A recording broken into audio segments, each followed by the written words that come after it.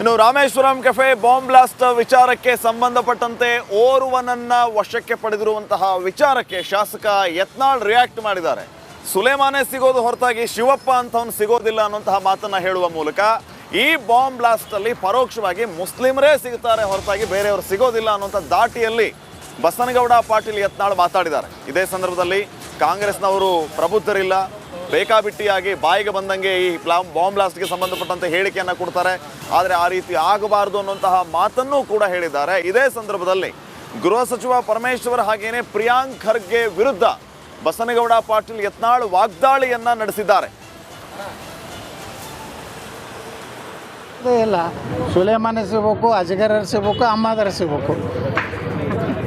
ಅದು ಇನ್ನೂ ಭಾಳ ತನಿಖೆ ಇನ್ನೂ ಡೀಪ್ ಹೋಗ್ಬೇಕದು. ಇದ್ರ ಹಿಂದೆ ಏನೇನು ಷಡ್ಯಂತ್ರ ಇದೆ ಅನ್ನೋಂಥದ್ದು ಭಾಳ ಇದು ಸುಮ್ಮನೆ ಇಲ್ಲ, ಸಾಮಾನ್ಯ ಇಲ್ಲ ಇದು ಈ ಇಶ್ಯೂ. ಇದನ್ನು ನಾವು ವಿಧಾನಸಭೆಯಲ್ಲಿ ಭಾಳ ಕ್ಲಿಯರಾಗಿ ಹೇಳಿದ್ರು ಅವಾಗ ಸರ್ಕಾರ ಒಪ್ಪಲಿಲ್ಲ. ಆ ದುರ್ದೈವ ಅಂದರೆ ಕೆಲವೊಂದು ಕಾಂಗ್ರೆಸ್ಸಿನ ಮಂತ್ರಿಗಳು ಇಟ್ಟು ಇಮ್ಯಾಚುರ್ಡ್ ಸ್ಟೇಟ್ಮೆಂಟ್ ಕೊಟ್ಟರು. ಇವತ್ತು ಅವರು ಮುಖನೇ ಇಲ್ಲ. ಗೃಹ ಮಂತ್ರಿಗಳೇ ಚೀಮಾರಿ ಹಾಕಿದ್ದಾರೆ ಖರ್ಗೆ ಅವರಿಗೆ. ಅವ್ನು ಏನೂ ಗುರ್ತಿರೋದಿಲ್ಲ, ಸುಮ್ಮನೆ ಏನೋ ಬಂದು ಮಾಧ್ಯಮ ಕೇಳ್ತಾರೆ. ಹಂಗೆಲ್ಲ ಖರ್ಗೆ ಅವರು ಇಂಥ